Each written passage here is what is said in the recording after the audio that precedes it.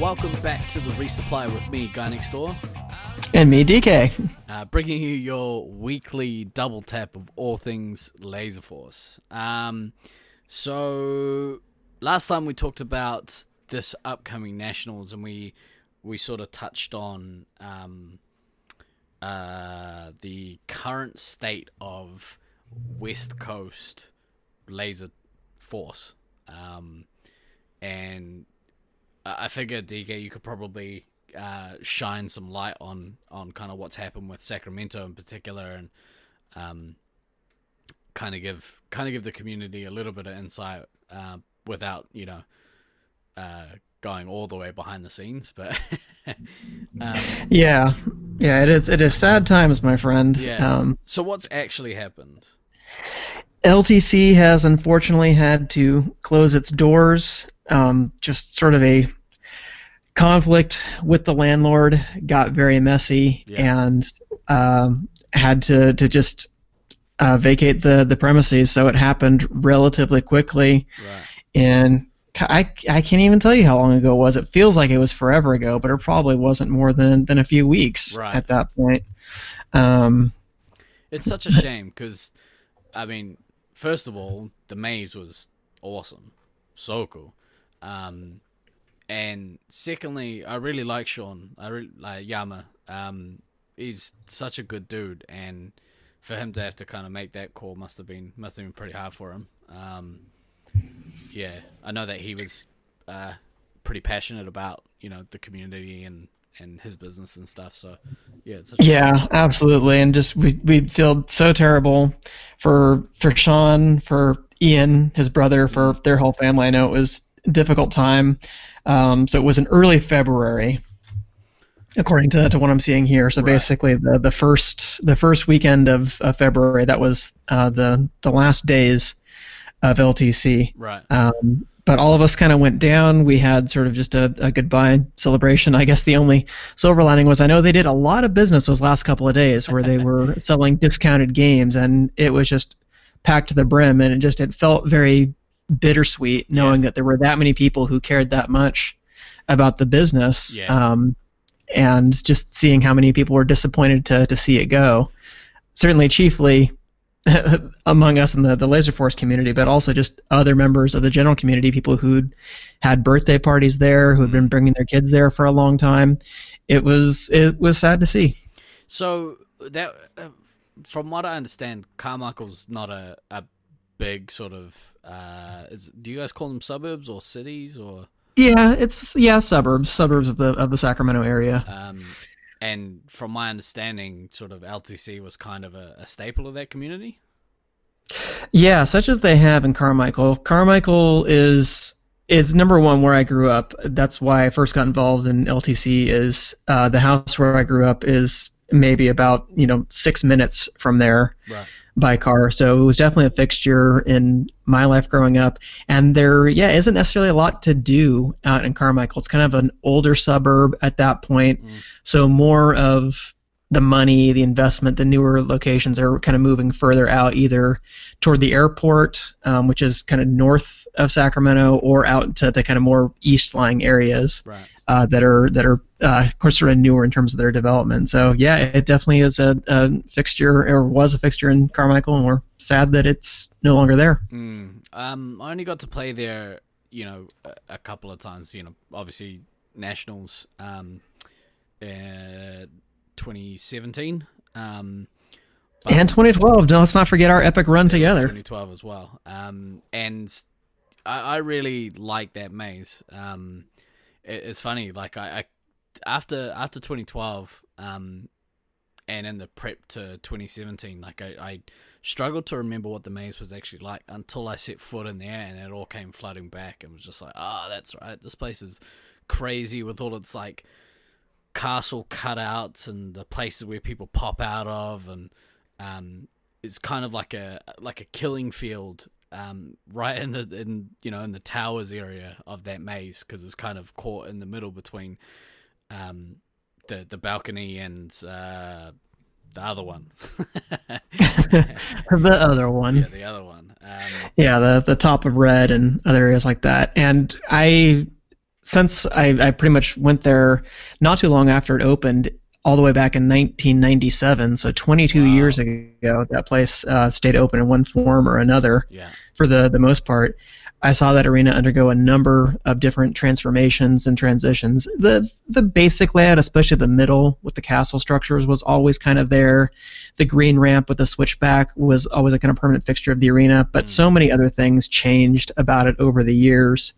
Um, it brings back a flood of memories, and it was a sad day to close those doors one last time. How old were you when you first played there?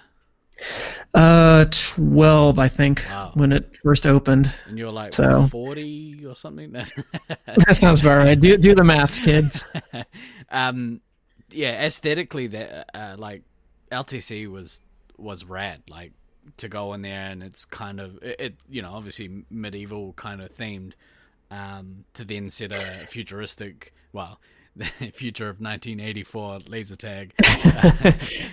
Yeah. Yeah, it was, When actually it first opened, our original map that we have for the field, it was themed around The Princess Bride, so classic film from the 80s. So all the different names of different locations were all based around that. yeah. And that map got to be just kind of a fixture and was the basic kind of formulation for why we named a lot of different things what we did. Obviously, we just changed the names to first castle, second castle, third castle instead of, I don't remember even what all the castles' names were. But we used to have an area that was the fire swamp, famously. Unfortunately, we should have had some more bots that were rodents of unusual size, but that was never, unfortunately, part of the field. I would have loved to seen like a "Hello, my name is," tag on the wall somewhere, and then fill out the rest.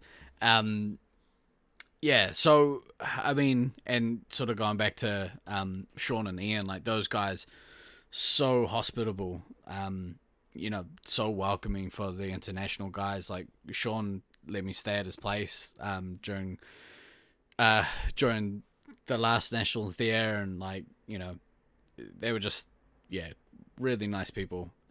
As far as I'm aware, they also like a lot of the newer players that are kind of playing at the moment. They sort of all were employed there, or a lot of them were employed by at least at one time or another. Yeah. I did my stint there when I was in secondary school in the early 2000s.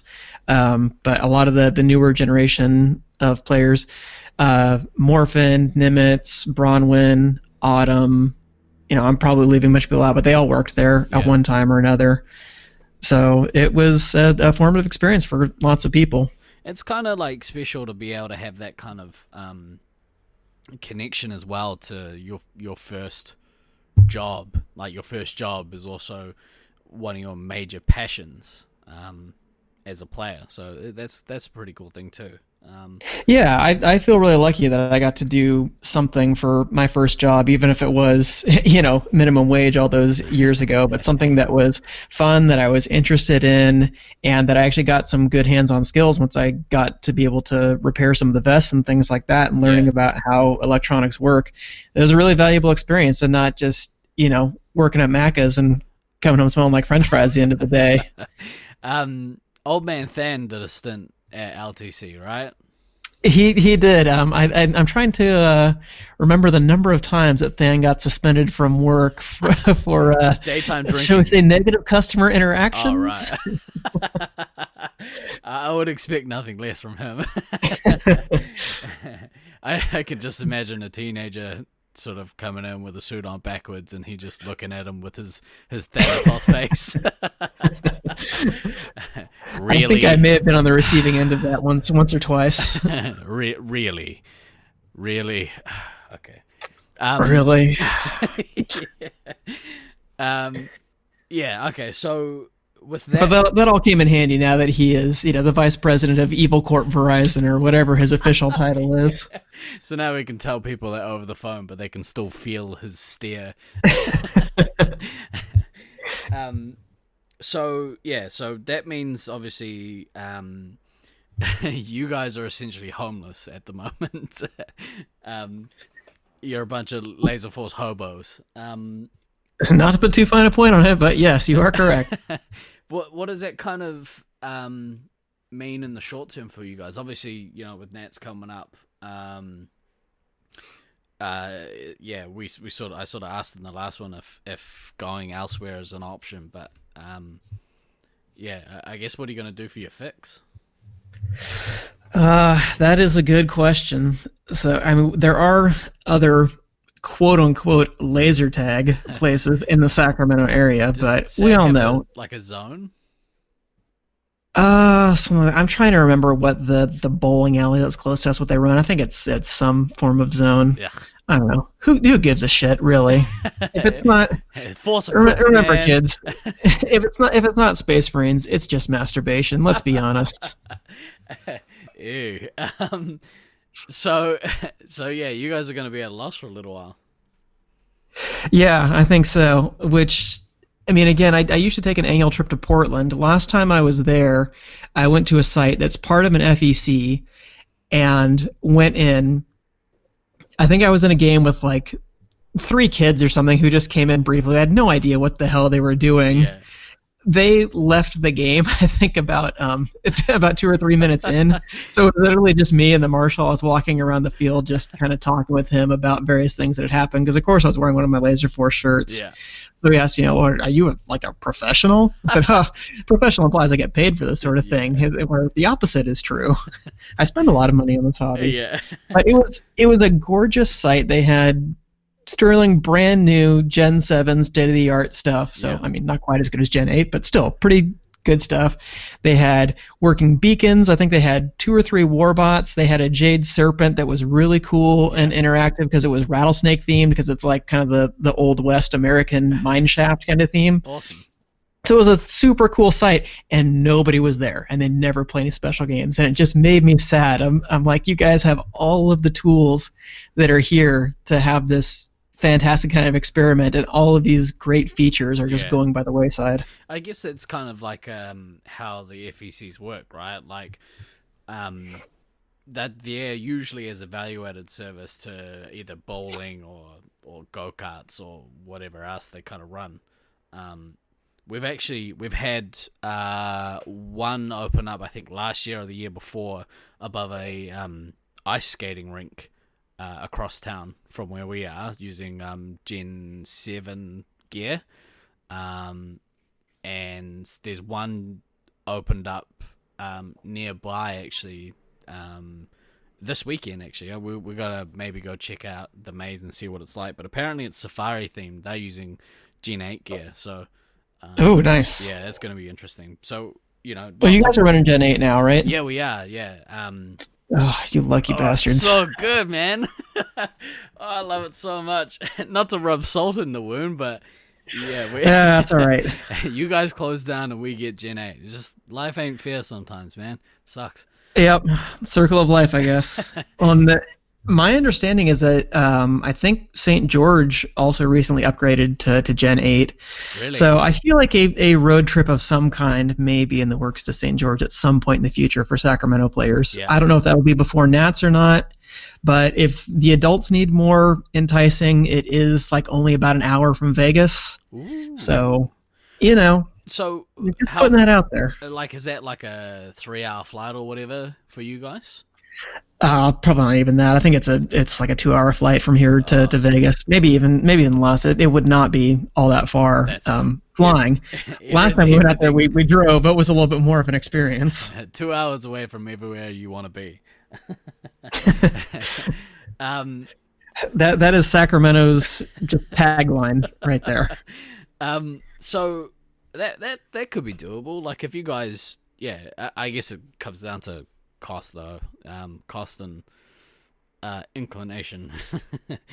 But I mean, that's on par with like us organizing a group of people to fly to Brisbane, I guess, because Brisbane's not too much further. Via plane, via car, it's a little harder. A little dicey getting to Brisbane by car. Yeah, that's right. So for Americans who I know are poor at geography, there is an ocean that separates New Zealand from Australia. Yeah, you can't drive there. We're a tiny island, all right? tiny island off the coast of Australia, kind of like not really off the coast, but you know what I mean. Well off the coast.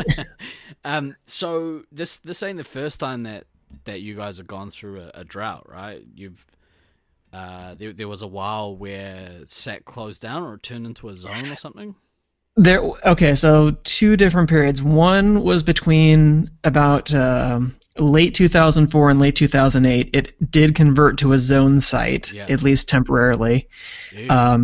Once Sean took over the place in, I want to say, early to mid 2008, it was already in the works for converting it over back to a Laserforce site. Right. That was up and running, I think, November 2008 was about when they reopened on Laserforce, and hence when all of us came back. Yeah. There was another hiatus involving a different conflict with the landlord for a period of about a year, around 2015, 2016. So it's not the first time we've kind of been homeless, as you so gently put it. But I guess that gives us maybe a glimmer of hope that, hey, you never know what can happen. Yeah. 12 to 18 months down the line. Certainly none of us are ready to retire and not play laser tag, which is why a whole bunch of us are flying across the country to go play Laserforce, even though we can't play during the week. I mean, you could always do what the Oakley boys do and just play every 4 years when a Laserforce tournament becomes closer to your home site. I guess that's a possibility, but I mean, I love you guys, but you need to practice more regularly. Yeah, you guys need to. I have a feeling that we may see them next year in Auckland when Auckland hosts, but I sure hope so. We'll see what happens. Well, I've heard positive mulings, so we'll see. So I guess like I said in the intro, Sacramento is not the only place that's sort of gone under. You mentioned in the last episode that Chula Vista has gone. Chula Vista has also closed its doors, unfortunately. So big shout out to Scott for running that site for as long as he did, and for hosting Nats in 2010. Great experience. I know for Nolan, who's Scott's son, literally kind of grew up at Laserforce, so I'm sure that was a tough time for all of them, and I feel your pain, Chula Vista players. I guess the only silver lining for them is at least they have San Marcos. That's 45-ish minutes, if I remember correctly, up the road. That's doable. I sure wish I had a site that was that close. Yeah, absolutely. I'm surprised that actually there isn't one closer to Sacramento, like maybe in San Fran or, Oakland. Don't go to Oakland, kids. Especially when DK's driving. Not my fault. Yeah. God damn it, virus. Stupid virus. I really liked their theme as well. Like Chula Vista had the whole Atlantis thing going on. And that they're at the fish. That big shark that they had hanging in the foyer was awesome. If I remember it correctly, it was awesome. Yeah, they had really cool theming too. I really liked a lot of their decor, of just the kind of general vibe of that place. I think their layout was really nice and logical in terms of their lobby and everything else. Yeah.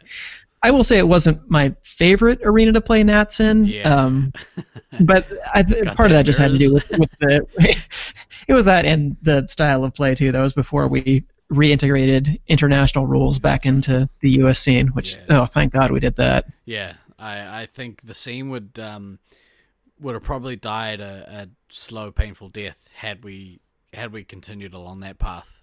It certainly wouldn't look like it does today.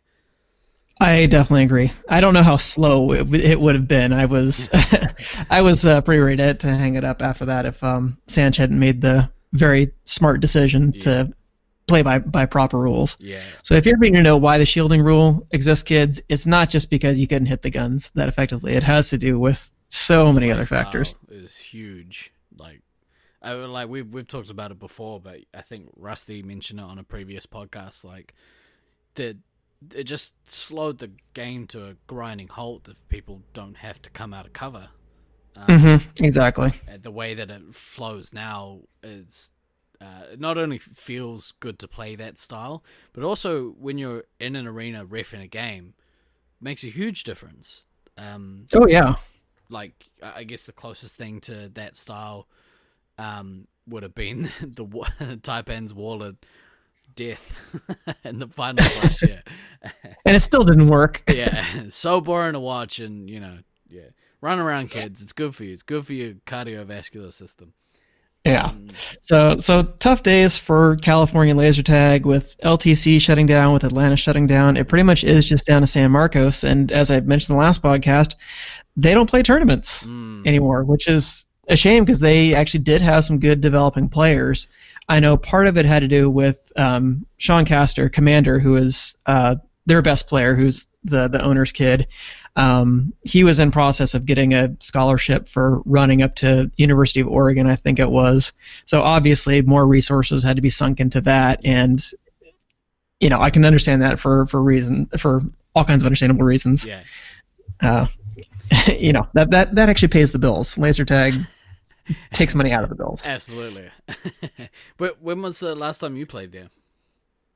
It would have been in 2016. That was actually during our last hiatus, West Coast 3. A bunch of us made our way down there and had a great time for that tournament. That was one I remember in particular. There was the biggest discrepancy between our performance on the first day, where we played like absolute dog shit and we're just getting stomped on time and again, and finally figuring some things out, getting our muscle memory back, and making the finals of that tournament against the East Coast guys. We beat the San Marcos team in semifinals, some good epic matches, and I really liked that field quite a bit. Honestly, San Marcos is probably my second favorite field in the U.S. after Sacramento. I really liked the way it played, but opinions on that were very polarized. Right.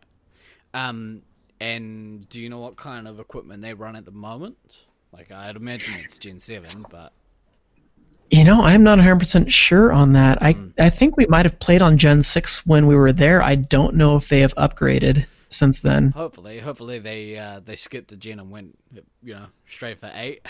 And if they have... Oh, you got to have the best. Oh, man, if they have, the CV boys got to organize some sort of road trip, or you guys meet them in the middle. I don't know, something. It'd be worthwhile, I think.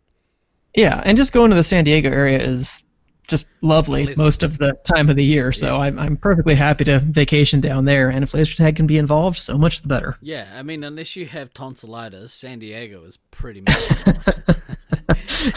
Always remember to buy travel insurance, kids. Yeah, that's a little rough for you. Sorry, buddy. That's all right. Shit happens. I did see. I narrowly avoided that by not attending the latest random draw in Syracuse. They were really? Inches away from peer pressuring me into going. I looked up flights and all that, but I just couldn't justify it because I had to buy my plane tickets to Nats and everything else. Literally the day I would have had to leave, I came down with a secondary relapse of kiwi flu. It was the sickest I had been since you were here, and the rest of you Kiwis infected the rest of us with something horrid. Shout out this is the first time I'm glad I'm not playing laser tag. 2K King and Imitation DK. Crazy assholes. Yeah. So really, this Nationals is going to be likely to be the first time in probably 4 or 5 months that you guys will actually get to play, or closer to 5. Wow. Closer to 6, if anything, because it was early February and we're not going to play until late July. Yeah. Then it's going to be near half a year. I'm hoping to play Laserforce of some kind between now and then, but I have my doubts that it'll be Space Marines. Is there some sort of random draw happening between now and then, or is that kind of gone quiet? It's kind of gone quiet. I keep pressuring Thunder and Tandor to, hey, invite us out. You got Gen 8. Yeah. Host a tournament, you jerks. But it's getting a little close in the window to Nats now, so I don't know how workable it is to get people out there for another kind of road trip. Yeah.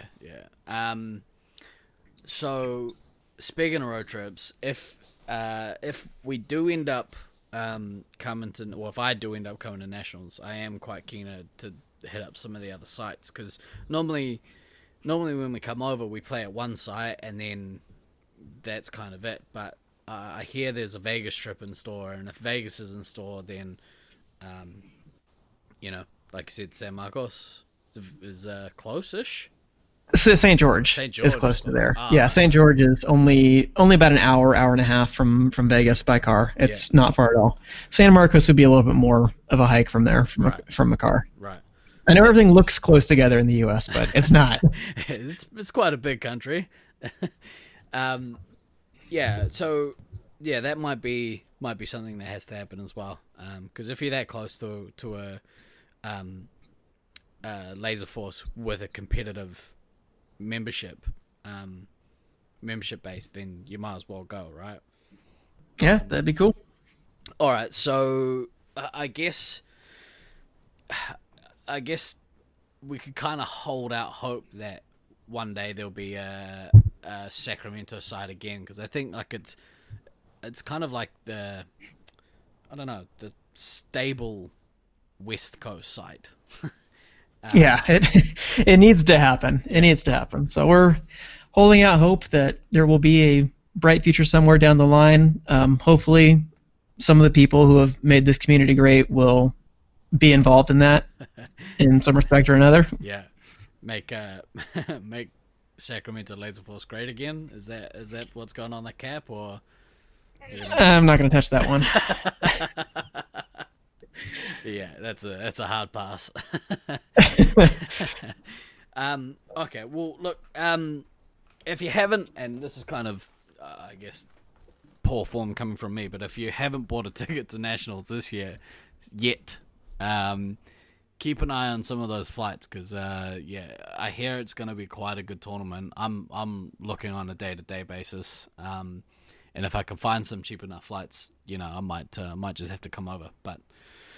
It'll be nice to see everyone again, and obviously every year we have a blast when we're all together for the most part. All mild drama aside. You gonna do any chair bowling this year? I thought about it. I think I'll be all right actually. There'll be less stakes, I feel, this year. So I think I'll be on better behavior than I was. I wish we could have recorded it, had it side by side with Bob Knight throwing a chair in the NCAA. Yeah. I think mine would have been epic. Better. Oh, so much better. Because it was King who caught it, right? He just pretended nothing happened. He was just standing right there and scooped it up and was like, "What do you mean someone threw a chair? I don't know." No, there's no conduct penalty here. Yeah, he was just asking me to push this chair in. What? So did you want to sort of add anything else? I don't know if there is anything else to add at this point, other than somebody needs to win the lotto so we can open up another California Lasertag site. I need it back in my life. So RIP LTC. Thank you so much to Sean, Ian, to Brian and Amber who opened the site, to everybody else who made that such a magical place. Yeah. And we're hoping good things for the future. Yeah, absolutely. It's not the end. I hope sort of the boys can bounce back and aren't too badly affected by it. It's a shitty situation, and the site is definitely going to be missed if it doesn't come back. So, yeah. Yeah. This episode is brought to you by Sacramento Shirt Shop. For all your shirt needs, please order from them because they're good guys. All right. Well, that'll do it for this week on the Resupply. I've been Guy Next Door.